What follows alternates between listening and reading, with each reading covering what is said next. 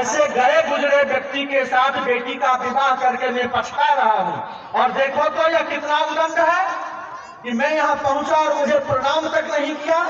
इस तरह से बहुत अपशब्द सब कहे हैं दक्ष प्रजापति शिव को, लेकिन शिव एक बार भी इसका उत्तर नहीं दिए। इससे क्या शिक्षा मिलती है?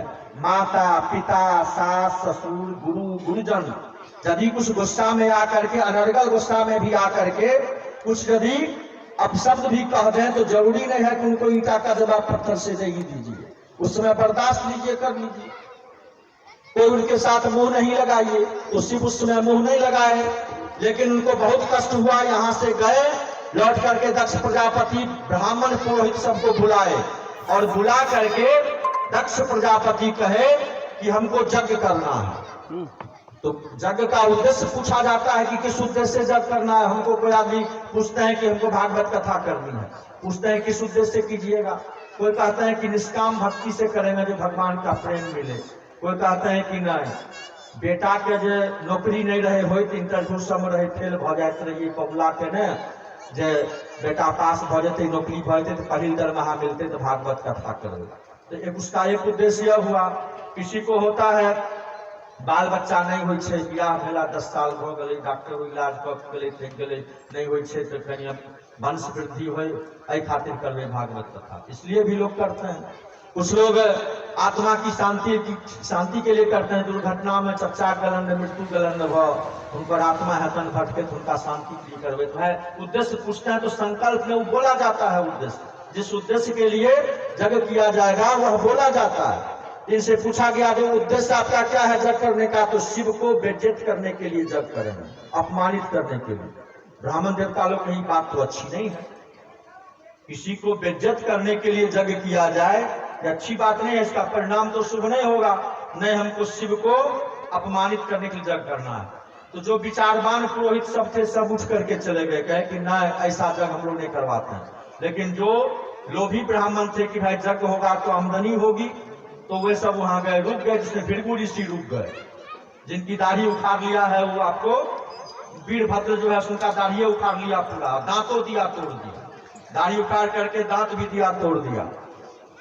तो शिव विहीन दक्ष यज्ञ, ठाकुर जी इसका उपमा दिए हैं आलोचना प्रसंग में कि बिना इष्ट को ग्रहण किए हुए जो आदमी जप तप करता है यज्ञ करता है, शिव विहीन दक्ष यज्ञ की तरह उसका हाल हो जाता है। ठाकुर जी इसका उदाहरण दिए हैं। तो वहां पर में जो है पंडित जी को हिदायत दिए कि देखिए पुरुष सूक्त पढ़िएगा, सावित्री सूक्त पढ़िएगा और रुद्र सूक्त नहीं पढ़िएगा। वेद मंत्र का उच्चारण जो होगा उसमें वेद मंत्र में रुद्र सूक्त का उच्चारण नहीं होना चाहिए। रुद्र सूक्त जो है उसका उच्चारण होता है, किस समय होता है उच्चारण? महाभिषेक करते हैं तो करते हैं रुद्राभिषेक में। हरे राम नमस्ते रुद्रमन्यवागिते ते ओ सभे नमः, ऐसे करके है ना रुद्र सूक्त, इसका पाठ नहीं होना चाहिए। और पंचदेवता की पूजा करेंगे लेकिन चारे देवता की पूजा करेंगे। पंचदेवता यहाँ गच्छो यह तिष्ठतो नहीं कहेंगे, कहाँ कहेंगे चतुर्देवता यहाँ गच्छो तो यह तिष्ठतो यह कहेंगे। यानी विधि विधान के साथ ही छेड़छाड़ कर दिए दक्ष प्रजापति। अब पंडित जी को तो जो कहिएगा सो करेंगे, जो पंडित जी इस तरह के होंगे जो कहिएगा सो करेंगे। हमारे श्याम मुरारी मिश्रा की तरह होंगे तो जो कहिएगा सो नहीं करेंगे।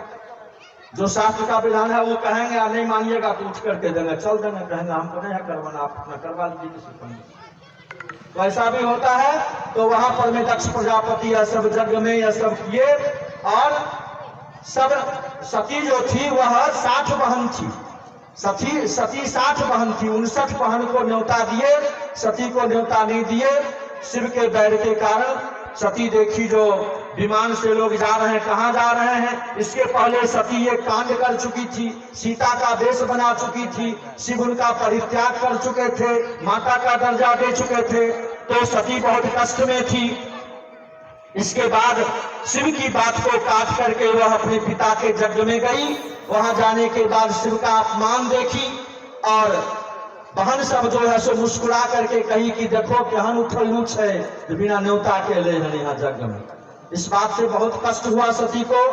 वहां दक्षेश्वर महादेव हैं, आप कनखल जाइएगा, हरिद्वार हम लोग गए हुए थे ना, वहां पर में लिखा हुआ है, प्रथम दक्ष गृह तब अवतारा, सती नाम तब रहो तुम्हारा।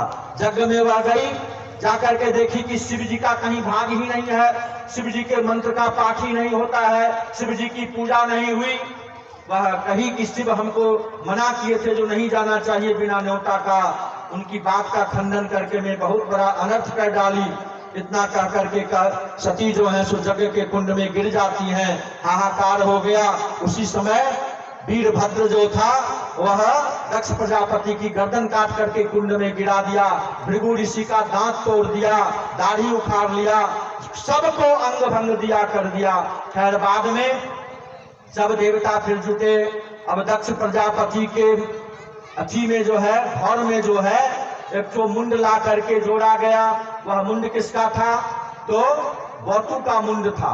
बौतु का मुंड में जोड़ा गया। अश्विनी कुमार आकर के उसको बढ़िया से जोड़ दिए, उनमें प्राण का आधान गया हो गया। अब बौतु की तरह बोलने लगे। दक्ष प्रजापति आज भी जो जाते हैं कुशस्त्र स्थान और वहां शिवलिंग के सामने में किस तरह से शिवलिंग के बाद पूजा के बाद क्या क्या बोलते हैं, कैसे बोलते हैं बोलिए?